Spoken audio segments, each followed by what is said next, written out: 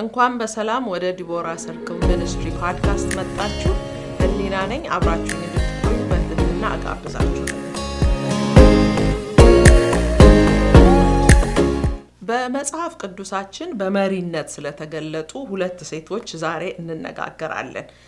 መሪ ሴቶችን እንመለከታለን።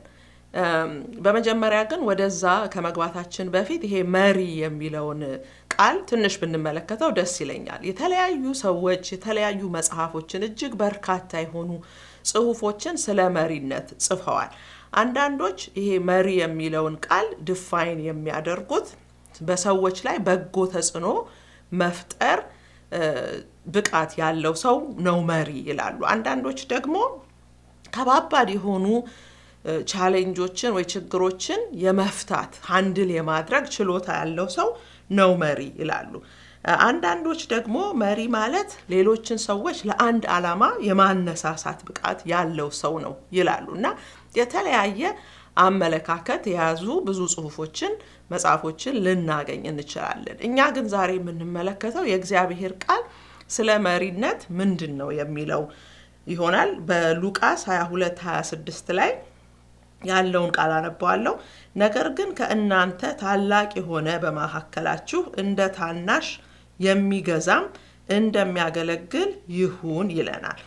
የእግዚአብሔር ቃል የሚናገረው እንግዲህ ሌሎችን ሊመራ የሚፈልግ ሰው ሌሎችን ሰዎች የሚያስቀድምና ለሌሎች ዋጋን ለመክፈል የተዘጋጀ ሰው መሆን እንዳለበት እና በትህትና በሂዩሚሊቲ የሚመራ እንዲሆን የእግዚአብሔር ቃል መመሪያን ይሰጠናል። ዛሬ የምንመለከታቸው ሁለት ሴቶችን ይሆናል ከመጽሐፍ ቅዱሳችን በመሪነት የሚታወሱ። የመጀመሪያዋ ዲቦራ ትሆናለች። ዲቦራ የሷ ታሪክ የምናገኘው በመጽሐፈ መሳፍንት ላይ ይሆናል። ከምዕራፍ 4 ጀምራችሁ እናንተ ከቁጥር 1 ጀምራችሁ ብታነቡት ሙሉውን ታገኙታላችሁ። እዛ ላይ ብዙ ጊዜ መሪ ወንድ ብቻ እንደሆነ እሳቤ አለ። እንግዲህ የባህልም ነገር ሊሆን ይችላል። እንደገና አንዳንድ ጥቅሶችንም በምናይበት ጊዜ እንደዛ ሊመስል ይችላል። ግን በመጽሐፍ ቅዱስ ላይ እግዚአብሔር ስፔሲፊክሊ ደግሞ እንዲመሩ ህዝብ እንዲመሩ ያስቀመጣቸውን ሴቶች ለምሳሌ ዲቦራን፣ ከዛ ደግሞ ስልጣንም ሳይኖራቸው ፖዚሽንም ሳይኖራቸው ግን ሰዎች የነሱን ምክር ተከትለው ውሳኔን ይወሰኑና ኢንፍሉዌንስ በመፍጠር መሪ የነበሩ ሴቶችን እንመለከታለን። ስለዚህ መሪነት የጾታ ጉዳይ ሳይሆን እግዚአብሔር ያሰበውን ሐሳብ የምናስፈጽምበት ነገር ነው። ስለዚህ ይሄንን ወንዶችም ሴቶችም ማድረግ አለብን። ስለዚህ ይሄ የዛሬው ትምህርት የሚያነሳሳን እንዴት ነው እኛ ባለንበት ቦታ ህዝብና አላፋት ሊከተሉን አያስፈልግም፣ ፖዚሽንም ሊኖረን አያስፈልግም። ግን በምንኖረው ኢቭን ስሞል የሆነ ላይፍ እንኳን ቢሆን እንዴት ነው እንደ መሪ እየሆንን መኖር ምንችለው? ራሳችንንስ በትክክለኛው መንገድ እየመራን ነው ወይ ብለን ራሳችንን እንድንመለከትና በዙሪያችን ያሉትን ሰዎች ደግሞ በእነሱ ላይ በጎ ተጽዕኖ በመፍጠር በልጆቻችን ሊሆን ይችላል፣ በጎረቤቶቻችን ሊሆን ይችላል፣ አብረውን በሚሰሩ ሰዎች ላይ ሊሆን ይችላል እና በበጎ ተጽዕኖ በመፍጠር ሰዎችን መምራት እንዴት እንችላለን የሚለውን ሐሳብ በደንብ እንድንመለከት ነው። ስለዚህ ወደ ዲቦራ እንመለስና ዲቦራ እስራኤል በከባድ ኬዮስ በከባድ ቀውጢ በነበረ ዘመን እግዚአብሔር ወደ ስልጣን ያመጣት ከመሳፍንቶች እሷ ብቻ ሴት የነበረች ናት። ይህች ሴት የእግዚአብሔር ቃል ነብይ እንደነበረች ይነግረናል። ነብይት እንደነበረች ይነግረናል። እንደገና ደግሞ ዳኛ ነበረች ኦር ጃጅ ነበረች። ህዝቡን ታስተዳድር ነበር፣ ለህዝቡ ትፈርድ ነበር። በዛ ጊዜ የነበሩት እስራኤላውያን ችግር ሲገጥማቸው ገና ንጉስ አልነበራቸውም፣ በመሳፍንት ነው የሚተዳደሩት እና ዲቦራ በዘመኗ መሳፍንት ከመሳፍንቶቹ አንድ ነበረች እና ሰው ችግር ሲኖርበት ፍትህ ሲፈልግ ወደ እሷ ይመጣልና እግዚአብሔር ቃል ይነግረናል። እዛ ምዕራፍ 4 ላይ መሳፍንት ላይ የዲቦራ ዛፍ በሚባል ዛፍ ስር ትቀመጥ ነበርና ለህዝቡ ፍትህን ትሰጥ እንደነበረ ሰዎች ወደ እሷ ይመጡ እንደነበረ ይነግራል። እንደገና ደግሞ በብሉይ ኪዳን ነብይ ማለት በእግዚአብሔርና በህዝቡ መካከል የሚቆም ሚዲయేተር ነበር። ስለዚህ ከእግዚአብሔር መልእክትን እየተቀበለች ወደ ህዝቡ ደግሞ ታመጣ እንደነበረ ነብይ በመሆኗ ይህንንም መረዳት እንችላለን። እንግዲህ ዲቦራ እንደዚህ በጣም ናሽናል ሊደር ነበረች ማለት ነው። በዛን ጊዜ ህዝቡን የምትመራ ለህዝቡ ችግር መፍትሄን ፍትህን የምታመጣ እንደገና መልእክትን የምታመጣ ልክ በሙሴ ዘመን ህዝቡ ወደ ሙሴ እየመጣ ፍትህን ይፈልግ እንደነበረ በሷ ዘመን ደግሞ ህዝቡ በመሳፍን ዘመን ደግሞ በሷ ላይፍ ታይም ወደ እሷ እየመጡ ፍትህን እና መፍትሄን the same thing ያደርጉ እንደነበረ እንመለከታለን። በሶስተኛ ደረጃ ደግሞ ዲቦራ ሌሎችን ለተጠሩበት ጥሪ እንዲታዘዙና እሺ እንዲሉ የምታነቃቃ ሰው እንደነበረች እውነትን በፍቅር የምትናገር ሴት እንደነበረች ልንመለከት እንችላለን። በዛን ጊዜ ባርቅ የተባለ ሰው እግዚአብሔር ተናግሮት ነበር በእስራኤል ጠላቶች በዛ ጊዜ በሚጨቁኗቸው ጠላቶቻቸው ላይ እሱ እንዲዘምት እግዚአብሔር ስፔሲፊክ የሆነ 10,000 ወታደሮች አዘጋጅተህ ውጣ ብሎት ዝም ብሎ ቤቱ ይሄ ሰው ተቀምጦ ነበርና ዲቦራ ስትናገረው መልእክት ስትልክበት እግዚአብሔር እንደዚህ ያርጋ አላለህም ወይ ምንድነው የምትጠብቀው ብላ ስታነቃቀው የተሰጠውን ነገር ይዞ ቁጭ ያለውን ፍርሃት ሊሆን ይችላል ሪሶርስ እንዴት አርጎ ጋዘር በቃ አቅጣጫ የሚያሳየው ሰው ያጣ ሰው ይመስላልና በዚህ ጊዜ እሷ ስታነቃቀው ስታበረታታው እንመለከታለን። እርሱም እንደውም አንቺ አብረሽኝ ካልሄድሽ ጦር ሜዳ አልሄድም ሲላት እሺ ብላ አብራው ስትሄድ እንመለከታለን እንጂ እኔ ምን ልሆን ነው ጦር ሜዳ የሚሄደው ስትለው ስትፈራ ወደ ኋላ ስታፈገፍግ አናያትም። ስለዚህ እቺ ሴት በእውነት መሪነት በደንብ በሷ ላይ የሚታይባት ሴት ነበረችና ለባርቅ አትሊስት በቃ የሆነ የሷ አብሮነት የሰጠው ብርታትና የሰጠው ድፍረት እንደነበረ እንመለከታለን። ከዛም ጦር ሜዳውን ያው ሄደው ጦርነቱ ካሸነፉ በኋላ ጠላቶቻቸውን በዲቦራ አስተዳደር ስር እስራኤል ለ40 ዓመት ከጠላቶቻቸው አረፉ ይላልና ህዝቧን ያሳረፈች አገሯን ያሳረፈች ሴት ነበረች ዲቦራ። ሁለተኛዋ ሴት ደግሞ የምንመለከታት ያለችው ሁለተኛ ሳሙኤል ምዕራፍ 20 ላይ ነው። ይህች ሴት ብዙም አናውቃትም እኮ ብዙም ጊዜ ስለሷ ሲነገርም አንሰማም።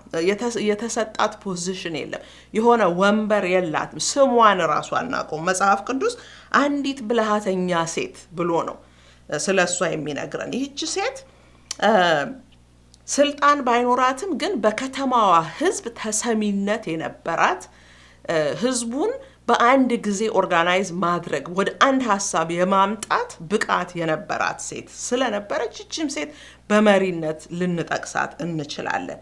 ይሄ ደግሞ ታሪክ ስታነቡት ዳዊት በነገሰበት ጊዜ በዳዊት ላይ አንድ የተነሳ ወመኔ አይነት ሰው ነበር እና ይሄ ሰው ሸሽቶ ከዳዊት ወታደሮች ሸሽቶ እሷ ያለችበት ከተማ ውስጥ ገብቶ ቅጥር ያለው ከተማ ስለሆነ እዛ ተደብቆ ነበር እና የዳዊት ወታደሮች ጀነራሎች መጥተው የከተማውን ቅጥር ለማፍረስ እየተጋፉ ይሄን ሰውዬ ለማግኘት ማለት ባሉ ጊዜ ይህች ሴት ያኔ ስለሷ እንሰማለን። ይህች ብልሃተኛ ሴት በግንቡ ላይ በቅጥሩ ላይ ወጥታ የዳዊትን ጀነራል ማነጋገር ትጀምራለች። ከጀነራሉ ጋር ኔጎሺዬት ማድረግ ትጀምራለች። ማንንም አላማከረችም፣ ኮሚቴ አላዋቀረችም። ግን እግዚአብሔር በመራት ውስጧ በከተተው ጥበብና ብልሃት ብቻ የተነሳ ከጀነራሉ ጋር ለምንድን ነው ይሄ ከተማ እኮ በቃ እናት የሆነች ከተማ ናት። ሰዎች እኮ አንድ ሶሉሽን ሲፈልጉ የሚመጡት ወደዚህ ነውና ለምንድን ነው ይሄን ከተማ ማፍረስ የፈለከው ብላ በቃ ዴንጀሩ ከመፈጠሩ በፊት ለምን ቅጥሩን አፍርሰው ቢገቡ ብዙ ሰው ሊያልቅ ነው። ከተማውን ማቃጥሎት ሊሄዱ ይችላሉ። ምን ይታወቃል? ያ ሰውዬ የት እንደተደበቀ መቼም በቀላሉ ላይ ያዝ ይችላል። ስለዚህ እሱን አምጡ አሳልፋችሁ ስጡ ተብሎ ብዙ ሰው ሊገደል ብዙ ጥፋት ሊመጣ ይችላል። ይሄን አንቲሲፔት በማድረግ ከጀነራሉ ጋር ተነጋግራ ምንድነው የምትፈልገው ስትለው ያ ወመኔውን ሰውዬ ነው የምፈልገው ይላታል።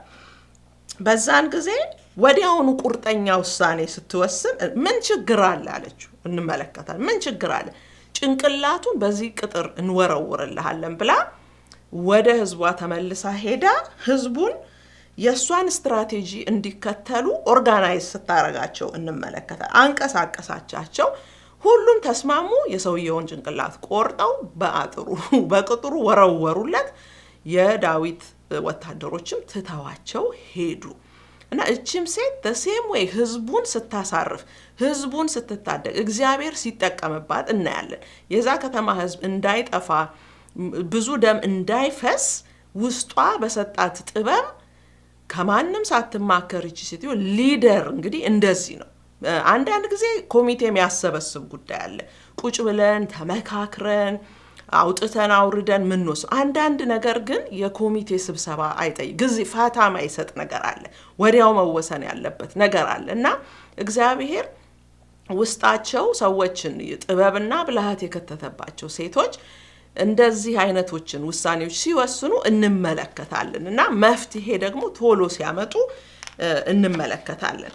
እንግዲህ በዲቦራና በዚህኛዋ ብልሃተኛ ሴት መካከል የምናያቸው በጣም ተመሳሳይ የሆኑ ካራክተር ወይንም ባህሪ አለ። አንደኛ ሁለቱም ጥበበኞች ነበሩ። ሁለተኛ ሁለቱም ደፋሮች ነበሩ። እነዚህ ሴቶች courageous የሆኑ ሴቶች ነበሩ። ዲቦራ ጦር ሜዳ ለመሄድ አብራው አልፈራችም። እዛ ቦታ ምን ቢይዟትስ ቢገሏትስ ጦር ሜዳ። ስለዚህ ምን ጋር ሄዳ ነው ልትሸሸግ የምትችለው? ግን ስትፈራ ወደ ኋላ ስትል አናይ። እቺኛዋን ብልሃተኛዋ ሴት ከዳዊት ጀነራል አስፈሪ ሰውዬ ነው ስንት የገደለ፣ ግን በቃ ስታነጋግሩ በጥበብ ከሱ ጋር ለመነጋገር courage የሚጠይቅ ነገር ነበር። ሶስተኛ ሁለቱም የውሳኔ ሰዎች ነበሩ። ዲሳይሲቭ ነበሩ። የሚወላውሉ ወጣ ገባ አይነት አልነበሩ። ቆይስቲ ምናምን የሚሉ የሚዘገዩ ሰዎች አልነበሩ። ቶሎ ውሳኔ ፈጣን ውሳኔ በሚያስፈልገበት ጊዜ ቁርጥ አድርገው መወሰን የሚችሉ ሰዎች ነበሩ። አራተኛ የሌሎችን ችግርና እንቆቅልሽ የመፍታት ብቃት ነበራቸው። የሁለቱንም ስንመለከት ከሌሎች ሰዎች ጋር ያላቸውን ነገር ስናይ ሰዎች የተቸገሩበትን ሰዎች ማድረግ ያቃታቸውን ነገር የመፍታት እና ያንን ሰው የማበረታታት ሰዎችን ኦርጋናይዝ የማድረግ ስትራቴጂን የማውጣት ችሎታና ብቃት ነበራቸው እነዚህ ሁለቱም ሴቶች። አምስተኛ ደግሞ በህዝቡ ተሰሚነትና ተቀባይነት ነበራቸው። ህዝቡን በጉልበት በኢንቲሚዴሽን በማኒፑሌሽን አስገድደው ሳይሆን ነገር ግን እግዚአብሔር በሰጣቸው ጸጋ ህዝቡ የተቀበላቸው ሰዎች ነበሩ። ፌቨር በቃ የእግዚአብሔር ፌቨር በእነዚህ ሰዎች ላይ የእግዚአብሔር ሞገስ በላያቸው ላይ የነበረ ሰዎች ስለነበሩ ሰዎች didn't question ብዙ ጊዜ የነሱን ውሳኔ question አላደረጉም፣ ግን በሚሏቸው ነገር እሺ ብለው ተባብረዋቸዋል። እንግዲህ ስንጠቀልለው እኛ ምን እናድርግ? በውስጣችን እግዚአብሔር ያስቀመጠውን ነገር ለማውጣት መሪ ለመሆን የራሳችንን ህይወት ለመምራት ልጆቻችን ለመምራት ጎረቤቶቻችን ለሰዎች የሆነ በቃ የምናሳየው አቅጣጫ አሳይዎች ለመሆን ከራሳችን ያለፈ የተትረፈረፈ ህይወት እንዲኖረን ምንድነው ማድረግ ያለብን የሚለውን ብንመለከት በመጀመሪያ ደረጃ መረዳት ያለብን መሪ ለመሆን የሆነ ስልጣን አያስፈልገንም፣ የሆነ ታይትል አያስፈልገንም። ባለንበት ቦታ መሪ መሆን እንችላለን። በመጀመሪያ ከራሳችን ነው የምንጀምረው። የራሳችንን ህይወት በትክክል የምንመራ ከሆነ ለምሳሌ ኤግዛምፕል ብሰጥ ሁሉ ቦታ ያረፈድኩኝ የምመጣ ሰው ከሆንኩኝ በቃ ምንም ታይም ማኔጅመንት ላይ በጣም ችግር ያለብኝ ሰው ከሆንኩ በምንም ተአምር እኔ ያንን ነገሬን ሳላስተካክል መሪ ልሆን አልችልም። ለምን? ሰዎች እኛን በማየት ነው። እኛን ሲያዩ እኛ ላይ የሚያዩት በጎ ነገር ነው ኢንፍሉዌንስ የሚያደርጋቸው፣ ተጽዕኖ መልካም ተጽዕኖ የሚፈጥርባቸው። ስለዚህ ከራሳችን በመጀመሪያ እንጀምር። አካሄዳችን እንዴት ነው? ህይወታችንን እንዴት ነው ማኔጅ እያደረግን ያለ ነው? ነገሬ ሁሉ የተዝረከረከ ከሆነ ማንም እኔን የሚከተለኝ የለም።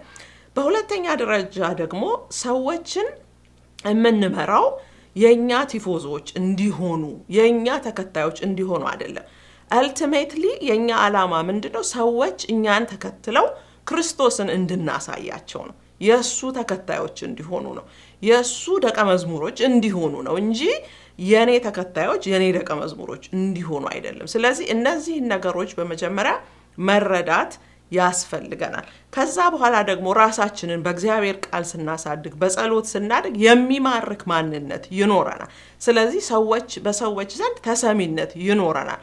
እግዚአብሔርን በውስጣችን ያስቀመጠው ጸጋ እየተገለጠ ይመጣል እና ፌቨር እግዚአብሔር ሞገስ በእኛ ላይ ስለሚሆን እኛን የሚከተሉን ሰዎች ይመጣሉ። እኛ ደግሞ ሰዎችን ወደ ክርስቶስ እናሳያቸዋለን።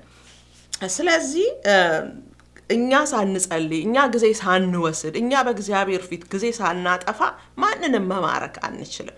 ስለዚህ ዋናው ስራ እዛ ጋ ነው ያለው እና ላበረታታችሁ እፈልጋለሁ። ዛሬ ከዚህ ትምህርት የተነሳ ራሳችሁን እንድትመረምሩ ህይወታችሁን እንድታዩና እንዴት ነው እኔ ራሴን እንደ መሪ አየዋለሁኝ ወይ ስልጣን ባይኖረኝ በሆነ ነገር ላይ ባልሾም የሆነ ታይትል ባይኖረኝ ግን ስቲል ሁሉም ሰው መሪ መሆን ይችላል። ስለዚህ ራሳችንን እንድንፈትሽ እፈልጋለሁኝ። በሚቀጥለው ጊዜ በሌላ ርዕስ እስክንገናኝ ጌታ ይባርካችሁ።